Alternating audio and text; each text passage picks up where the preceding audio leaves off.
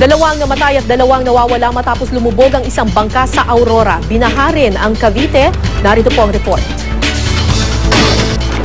Katamtaman hanggang malakas sa ulan ang naramdaman sa Cavite. Nagdulot ito ng baha ng hanggang kalahati ng gulong. Sa kabila nito, wala namang traffic sa mga pangunahing kalsada.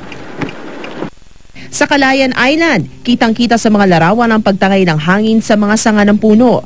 Nagsisiliparan rin ang mga dahon ng buko at binaha ang malawak na kalsada. Kuha ito ng isang na-stranded na pasahero. Paniwala niya, may ilang bahay na ang na-wash out dahil sa ulan na pinaigting pa ng high tide. Isolated na rin ang ilang lugar.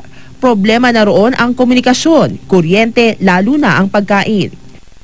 Dalawang naitalang patay habang dalawa pa ang nawawala matapos lumubog ang isang pampasaherong bangka sa Dingalan, Aurora. Ayon sa mga otoridad, mula pa sa Palanan, Isabela at patungo sana sa bayan ng Dingalan ang bangka.